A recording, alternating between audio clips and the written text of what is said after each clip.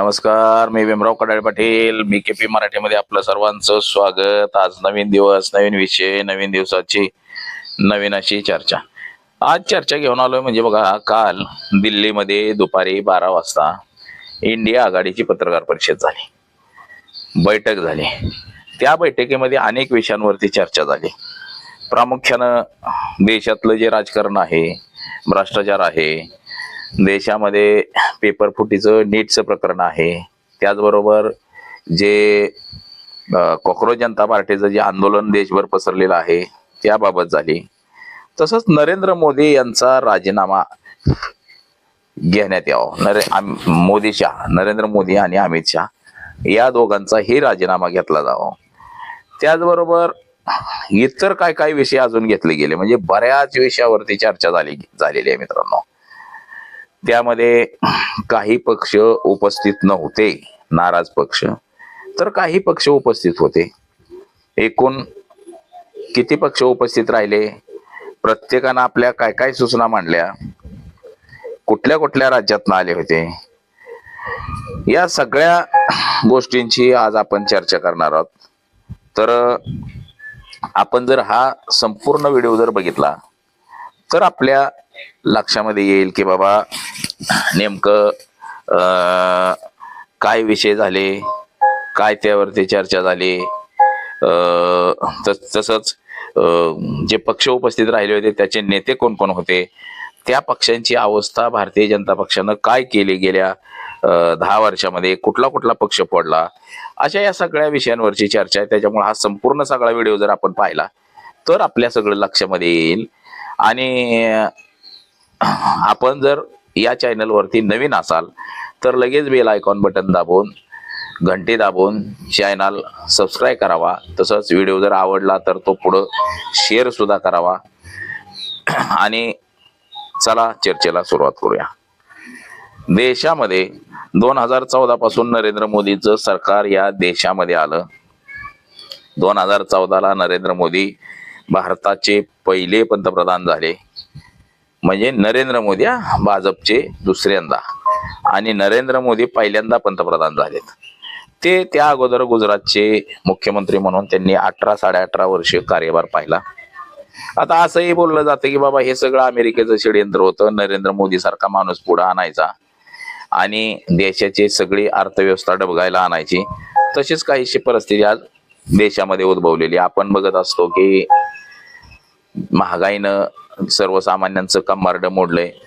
1 रुपयाला मिळणारी गोष्ट आज 10 रुपयाला मिळायला लागलेली आहे. शेतीची औषधं 100 रुपयाला जी बाटली भेटत होती ती 1200-1500 रुपयाला झाली. पगार मात्र तेवढाच राहिलेला आहे. शेतकऱ्याचा, जे सर्वसामान्य माणूस आहे त्याचा पगार मात्र तेवढा झालाय. पगार वाढलाय कोणाचा, जो नोकरीला आहे, नोकरदाराचा पगार वाढला, परंतु त्याला सुद्धा पगार जरी वाढलेला असला तरी त्याचं तेवढ्या पैशामध्ये भागत नाही. म्हणजे त्याला जो मिळणारा पैसा आहे त्या पैशामध्ये त्याचं कसलंच भागत नाही. 1 लाख रुपये जरी पगार असली तरी येऊस तर त्याचं इकडं तिकडं घराचा हप्ता, गाडीचा हप्ता, ह्याचा त्याचा त्याच्यात संपून जातात. पण त्यातले त्यात अधिकारी वर्ग म्हटलं की वरनं काही इन्कम मिळणारा वगैरे वगैरे असं काय असतो त्याच्यामध्ये भागवून जातं. पण सर्वसामान्य माणूस जो आहे आणि शेतकरी आहे, शेतकऱ्यांचं खरं कंबारड या सरकारनं मोडलेलं आहे. पेट्रोल डिझेल गगनाला जाऊन भिडलेला आहे. 110 रुपये पेट्रोल तर 100च्या वरती डिझेल झालेला आहे. 110 रुपये प्रति बॅलर डिझेल पेट्रोलचा होता, कच्च्या तेलाचा. तेव्हा मात्र काँग्रेसच्या कार्यकाळामध्ये 70 रुपये पेट्रोल आणि 55-56 रुपये डिझेल भेटत होतं. परंतु हेच डिझेल आज 110 रुपयाच्या आतमध्ये बॅलर असताना सुद्धा भारतीय जनता पक्षाच्या कार्यकाळामध्ये मात्र पेट्रोल 115 रुपयावरती गेलंय, डिझेल 106-107 रुपयावरती गेलेलं आहे. म्हणजे एवढी महागाई, ही प्रचंड महागाई. आणि डिझेल पेट्रोल वाढलं की सगळी महागाई वाढत असते. तसंच हे प्रचंड महागाई सगळी, म्हणजे साधा बल्ब जरी म्हणलं 10 रुपयाचा बल्ब आज 60-70 रुपयाला बल्ब झालेला. म्हणजे सगळ्याच गोष्टीमध्ये जे मीठ 5 रुपये किलो मिळायचं ते आज 25 रुपये किलो झालेलं आहे. सगळ्याच गोष्टीमध्ये महागाई वाढली. आणि टॅक्स म्हणजे GST, जो टॅक्स मिठावरती अशा काही प्रमुख गोष्टीवरती नव्हता, ते गाडग्या मडक्यावर त्या सगळ्यावरती टॅक्स लागलेला आहे आता. म्हणजे तुमची एकही गोष्ट विदाऊट टॅक्स मधून सोडली जात नाही. आणि या सगळ्या गोष्टींमुळं जनता त्रस्त आहे. विद्यार्थ्यांच्या नीट पेपर जो आहे, म्हणजे प्रत्येकच पेपर जवळपास मोदी सरकारच्या कार्यकाळामध्ये 80 वेळा पेपर फुटलेला आहे. आज 80 वेळा जर पेपर फुटत असेल तर त्या राज्याचं किंवा देशाचं सरकार कसं चालत असेल याचं हे आपण उत्तम उदाहरण म्हणूया. आणि एवढं होऊन सुद्धा त्या लोकांवरती काहीच कारवाई नाही. जो शिक्षण मंत्री आहे धर्मेंद्र प्रसाद, त्याच्यावरती शून्य कारवाई. जे इतर लोक आहेत, आता धर्मेंद्र प्रसाद हे RSS चे कट्टर माणूस आहे, RSS चा, आणि त्यांनी सगळ्या शिक्षण प्रणालीमध्ये RSS ची धोरणं राबवायला सुरुवात केलेली आहे. सगळा जुना जो सिलेबस होता हा सगळा रद्द करत करत करत आणलेला आहे आणि RSS विचारधारेचा सगळा सिलेबस त्याच्यामध्ये भरलेला आहे. आणि त्या कारणामुळं RSS धर्मेंद्र प्रसादचा राजीनामा घेऊ देत नाही. सगळी सत्ता 22 राज्यामध्ये सत्ता भारतीय जनता पक्षाची आहे. 22 राज्याचे मुख्यमंत्री भारतीय जनता पक्षाचे आहेत. देशाचा पंतप्रधान आहे, गृहमंत्री आहे केंद्राचा, सगळी सत्ता भारतीय जनता पक्षाच्या ताब्यात आहे. परंतु महागाई रोखण्यात आणि बेरोजगारी रोखण्यात, पेपर लीक रोखण्यात हे भारतीय जनता पक्ष सपशेल अपयशी ठरलेला आहे. आणि नीट पेपर फुटीमुळं तसंच विद्यार्थ्यांना नोकऱ्या नाहीत. म्हणजे जरी शिक्षण झालं पूर्ण, नोकरी कुठे आहे, यामुळं सुद्धा सगळे विद्यार्थी त्रस्त आहेत. आणि आता त्या विद्यार्थ्यांनी अभिजित दिपके नावाच्या तरुणानं पुढे येऊन कॉक्रोच जनता पार्टी काढली आणि त्या कॉक्रोच जनता पार्टीचं काल पहिलंच आंदोलन हे दिल्लीमध्ये पार पडलं, दिल्लीच्या जंतर मंतरवरती. भलं मोठं असं आंदोलन झालं. भारतीय जनता पक्षाच्या IT सेलवाले किती जरी काही सांगत असले तरी त्या आंदोलनाची धार ही चांगलीच होती, ती बोताट धार नव्हती, हेही तितकंच खरं आहे. आता पुढे जाऊन असं झालं की आता अभिजित दिपकेनं ते आंदोलन 5 वाजता स्थगित केलं आणि सांगितलं की 5 दिवसात जर धर्मेंद्र प्रसादनं राजीनामा नाही दिला तर आम्ही देशभर आंदोलन करू. म्हणजे याचा अर्थ असा आहे की आता ते अभिजित दिपके देशभर फिरणार, सगळं संघटन एकत्र करणार आणि संघटन एकत्र करून देशभर पुन्हा आंदोलनाचा पवित्रा उचलला जाणार. आता कोणी म्हणतंय नेपाळसारखी परिस्थिती व्हायला पाहिजे, कोणी म्हणतंय नेपाळसारखी परिस्थिती नाही व्हायला पाहिजे. म्हणजे एकंदरीत सनदशीर मार्गाने आंदोलन करून सुद्धा सरकारला सत्तेवरून खाली खेचता येतं. आता यामध्ये एकाच जातीची लोक विद्यार्थी आहेत का, तर नाही. सगळ्या भारतामध्ये राहणाऱ्या सगळ्या जाती धर्माची लोक, सगळ्या जाती धर्माचे विद्यार्थी यांचाच पेपर फुटलेला आहे. आणि या पेपर फुटीमुळं हे सगळेजण त्रस्त झालेले आहेत आणि त्यामुळे ही आंदोलनं झाली. आता ह्या आंदोलनाच्या पार्श्वभूमीवरती सुद्धा इंडिया आघाडीची भली मोठी अशी मिटिंग झाली काल. इंडिया आघाडीनं काल मिटिंग घेतली आणि त्यामध्ये काही निर्णय पारित केले. तसंच काय करायचं काय नाही. 2024च्या ज्या निवडणुका झाल्या तेव्हापासून इंडिया आघाडीची ही दुसरी तिसरी मिटिंग आहे. आणि इंडिया आघाडीमध्ये तामिळनाडूचा विजय थालापती सुद्धा सहभागी होईल असं सगळ्यांना वाटलेलं होतं. त्याचबरोबर या बैठकीला बघा कोण कोण उपस्थित होती. इंडिया आघाडीची काल 8 जून 2026 रोजी दिल्लीमध्ये दुपारी 12 वाजता मीटिंग झाली. यामध्ये जवळपास 25 पक्ष उपस्थित होते. काँग्रेसनं आधी 23 पक्षांना कन्फर्म असल्याचं सांगितलेलं होतं, पण प्रत्यक्षात 25 पक्ष हजर झाले.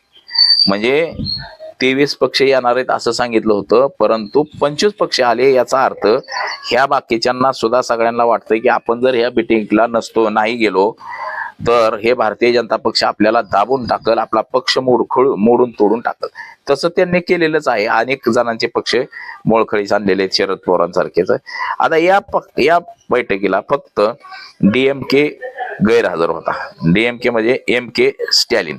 आणि त्यांनी कळवलं होतं की मी माझ्या वैयक्तिक कारणामुळं बैठकीला उपस्थित राहू शकत नाही असं त्यांनी सांगितलं होतं. म्हणजे एकंदरीत 26 पक्ष एकत्र आलेले आहेत आणि 2023ची त्यांची निवडणूक प्रक्रियेची तयारी सुरू आहे. ह्याच्यामध्ये आता प्रमुख मुद्दा काय घेतला त्यांनी, SIR. म्हणजे SIR जो मुद्दा आहे SIR, ह्याच्यामध्ये मतदार फेर तपासणीच्या नावाखाली लोकांची मतं कमी केली जातात आणि त्या निवडणुका लढवून भारतीय जनता पक्षाला फायदा होतो. मूळ मुद्दा हाच आहे. म्हणजे पहिला मुद्दा हा घेतला आणि दुसरा मुद्दा पेपर लीक, शिक्षण मंत्र्याचा राजीनामा. तिसरा मुद्दा नरेंद्र मोदी अमित शहा यांचा राजीनामा. आता आर्थिक मुद्दे सुद्धा त्यांनी घेतलेले आहेत.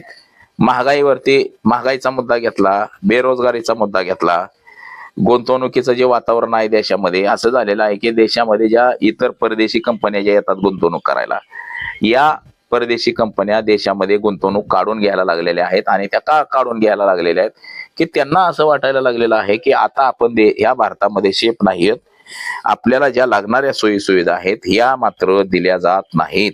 म्हणून ते आता देशामध्ये जी गुंतवणूक आहे इतर देशातली येणारी ही काहीशी कमी प्रमाणामध्ये झालेली आहे. आणि हे सुद्धा त्याचं मूळ कारण आहे की हा सुद्धा मुद्दा या इंडिया आघाडीच्या बैठकीमध्ये झाला.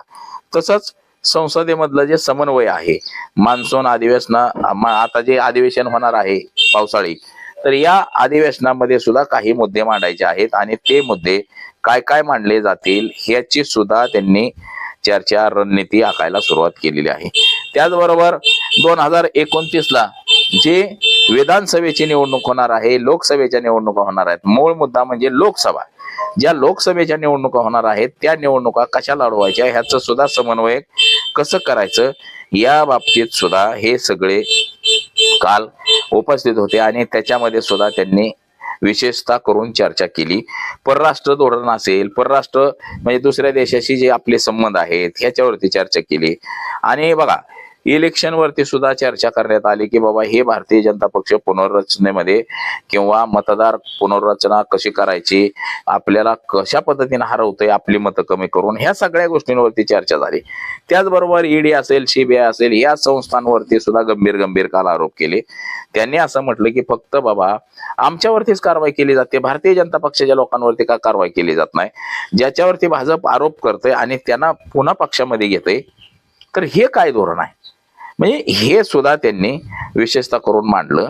तसंच पश्चिम बंगाल, तामिळनाडू, केरळ, आसाम, पुडुचेरी या 5 राज्यांच्या विधानसभा निवडणुकींचा जो निकाल झाला त्या 3 राज्यांमध्ये भारतीय जनता पक्ष सत्तेत आला, तर तामिळनाडूमध्ये TVK सत्तेत आला, केरळमध्ये काँग्रेस जिंकली आणि पश्चिम बंगालमध्ये ममता बॅनर्जी आणि स्टॅलिनचा जो पराभव झाला यावरती सुद्धा त्यांनी सखोल अशी चर्चा केली. आणि हे सुद्धा कसं फेक आणि कसं भारतीय जनता पक्षानं हरवलं तिथली मतं कमी करून हे सुद्धा तिथं चर्चेमध्ये चर्चा झाली. आता TMCच्या डेरेक ओब्रायन TMCचे बघा आता यांनी सुद्धा म्हणजे बऱ्याच जणांनी चर्चा केली. आता या मीटिंगला बघा जवळपास 27 पक्ष एकत्र आले देशभर असं एकत्रित म्हणता येईल, TVK धरून स्टॅलिन धरून, परंतु ते दोन्ही उपस्थित नव्हते. आता या पक्षाला कोणता पक्ष उपस्थित राहिला होता आणि त्याचे नेते कोण कोण उपस्थित राहिले होते ते सुद्धा आपल्याला सांगतो. काँग्रेस पक्षाकडनं सोनिया गांधी, राहुल गांधी, मल्लिकार्जुन खरगे आणि वेणुगोपाल हे 4 नेते काँग्रेस पक्षाकडून उपस्थित राहिलेले होते. तर तृणमूल काँग्रेस म्हणजे TMC कडनं ममता बॅनर्जी आणि अभिषेक बॅनर्जी हे 2 जण उपस्थित राहिलेले होते. तर समाजवादी पार्टी अखिलेश यादव समाजवादी पार्टीकडून उपस्थित राहिलेले होते. तर राष्ट्रीय जनता दल म्हणजे RJD यांच्याकडून तेजस्वी यादव हे उपस्थित राहिलेले होते. तर नॅशनल कॉन्फरन्स म्हणजे NC ओमर अब्दुल्ला यांचा पक्ष ते स्वतः उपस्थित राहिलेले होते.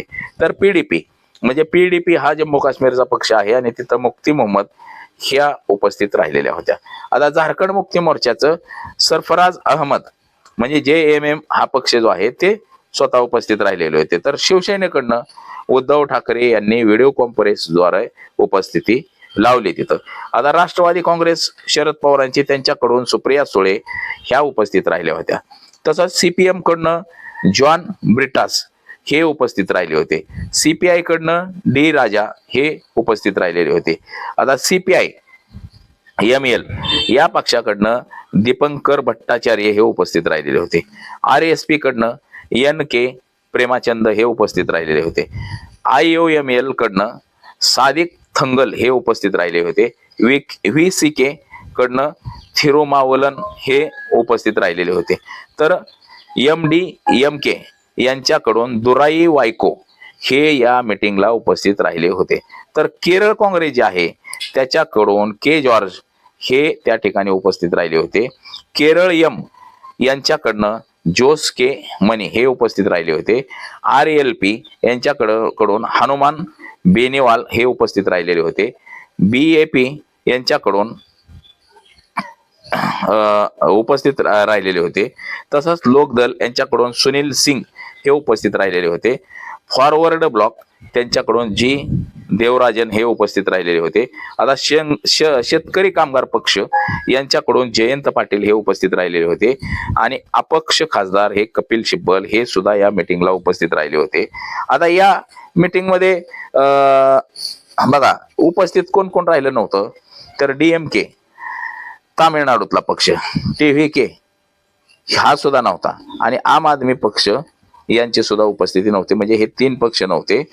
तर इतर सगळेजण या बैठकीला हजर होते आणि ह्याच्यामध्ये प्रमुख मुद्दे नरेंद्र मोदी आणि अमित शहा यांना कसं घरी पाठवता येईल, तसंच मते जी फेराफेरी होते, मतदान हेराफेरी करून कसं भारतीय जनता पक्ष जिंकते या मुद्द्यांवरती सुद्धा विशेषतः करून चर्चा झाली आणि यात सुद्धा यांना कसं घरी पाठवता येईल. त्याचबरोबर धर्मेंद्र प्रसाद यांच्या विरोधात जे तरुण पोरं जे एकत्र आलेले आहेत त्यांनी जे आंदोलन सुरू केलेलं आहे या आंदोलनाला हवा कशी देता येईल, हे आंदोलन पुढे कसं ढकलता येईल या विषयावरती सुद्धा खास करून चर्चा झाली. तसंच इतर विषय सुद्धा झाले, महागाई, बेरोजगारी अशा बऱ्याच विषयांवरती चर्चा घडवून आणली. परंतु मूळ मुद्दा महत्वाचा हा होता की 2029ला भारतीय जनता पक्षाच्या हातातून सरकार कसं काढून घेता येईल, SIRचा जो मुद्दा आहे हा आपल्याला डोकेदुखी ठरतोय, त्याला कसा विरोध करता येईल, असे जे काय महत्वाचे जे काय मुद्दे आहेत या सगळ्या मुद्द्यांवरती काल चर्चा झाली आणि तिथं त्या चर्चेदरम्यान या सगळ्या पक्षाच्या नेत्यांनी सुद्धा आपली सहमती दर्शवली. आता आम आदमी पार्टी असेल किंवा TVK असेल किंवा DMK असेल, MK स्टॅलिनचा हे जरी उपस्थित नसले तरी त्यांना सुद्धा उपस्थित राहावं लागेल येणाऱ्या काळामध्ये. नाही तर हे भारतीय जनता पक्ष त्यांचे पक्ष सुद्धा फोडून टाकल. आता तर काय आम आदमी पक्षाचा तर फोडलेलाच आहे पक्ष, परंतु इतरांच्या दोघांचं सुद्धा पक्ष फोडू शकते भारतीय जनता पक्ष, ह्याची सुद्धा त्यांना कुणकुण आलेली आहे. म्हणूनच ही सगळी मंडळी उपस्थिती राहून त्यांनी या विषयावरती चर्चा केली आणि देशामध्ये जे ज्वलंत प्रश्न आहेत या प्रश्नाला हवा देण्याचं काम सुरू केलेलं आहे. तर बघा आज एवढंच. माझा सहकारी कॅमेरामन अनिकेत सह मी भीमराव कडाळे पाटील, BKP मराठी, इंदापूर, पुणे.